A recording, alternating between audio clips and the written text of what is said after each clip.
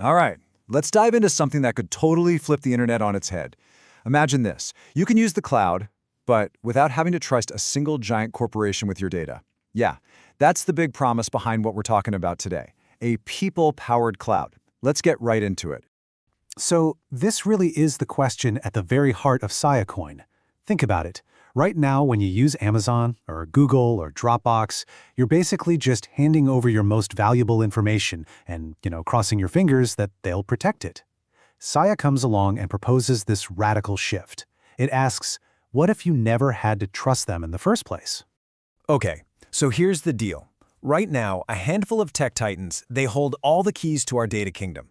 They own the servers, they make up the rules, and they control who gets in and who doesn't. Sia was built from the ground up to be something completely different. A peer-to-peer network, a cloud built by the people for the people. Honestly, this is probably the best way to wrap your head around Sia. Just imagine an Airbnb, but for hard drives. It's that simple. If you've got extra, unused space on your computer's hard drive, hey, you can rent it out to someone who needs it. And on the flip side, if you need to store your files, you can rent that space from people all over the world. It creates this global, totally decentralized marketplace for data storage. Pretty cool, right? Okay, but wait a minute. How on earth do you trust a total stranger with your precious files? I mean, that's the big question, isn't it? And this is where the real magic of the technology comes into play. See, it's not just about finding cheap storage, it's about making that storage incredibly secure and private, giving you total control. So, let's break down exactly how it works.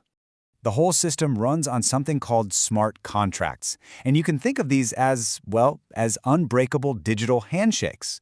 They lock in all the terms, how much space, for how long, at what price, and they automatically make sure everyone plays by the rules.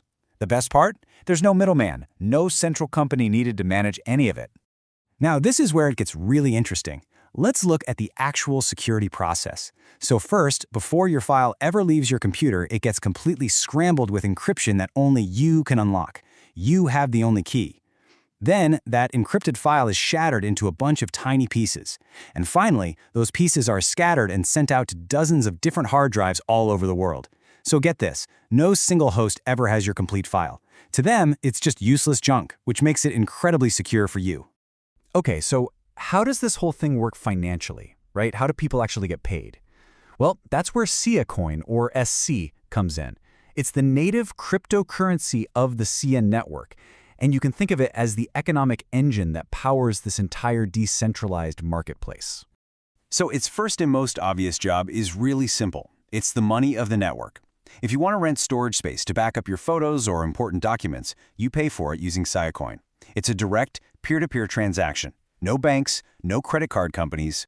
And then on the flip side, if you're one of those people renting out your unused hard drive space, you get paid in SiaCoin. You earn SC as a reward. This creates a really powerful incentive for people all over the world to contribute their resources and help the network grow stronger and more reliable. But here's a really important question. What stops a host from just, turning off their computer and losing all your data? This is where collateral comes in, and it's genius. To even participate, hosts have to lock up their own SiaCoin as a kind of security deposit. If they go offline or break the contract, guess what? They lose that deposit. It's a super powerful system that basically keeps everyone honest and makes the whole network dependable. All right, now for a really key economic detail. Unlike something like Bitcoin, which has a fixed supply, SiaCoin's supply is actually unlimited. Now, this was a very deliberate choice. The goal here isn't to create some speculative asset. It's to keep storage prices low and stable for the long haul. The thinking is, as the amount of global data grows, the currency needed to store it should also grow. The risk, though?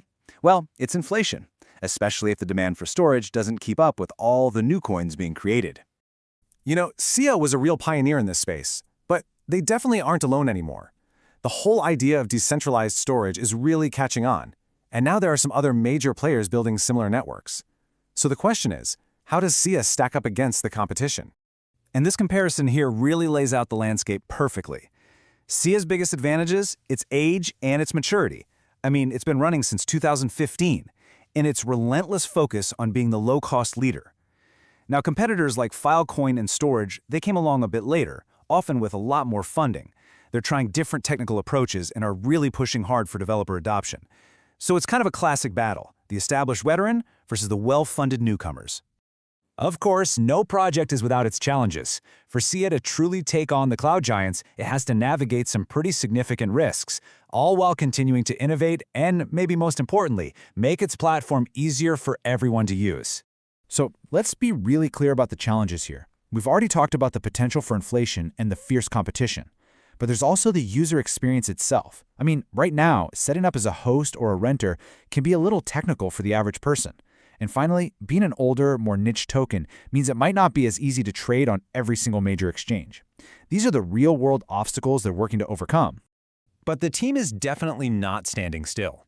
This project has a long history, starting way back at a hackathon in 2013 and launching for real in 2015. They're constantly upgrading the network, and their roadmap for 2026 is crystal clear. So what's their biggest goal? Full compatibility with S3.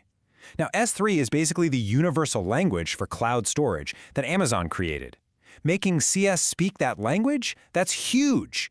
It means any app that currently uses Amazon's cloud could switch over to SIA's cheaper, decentralized network with almost zero extra work. That's a game changer. Which, of course, brings us right back to the big question we started with.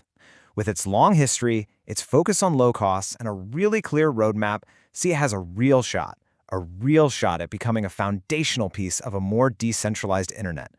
But can it overcome its challenges and attract the massive wave of users needed to truly take on the giants like Amazon and Google? What do you think? Honestly, that is the billion-dollar question.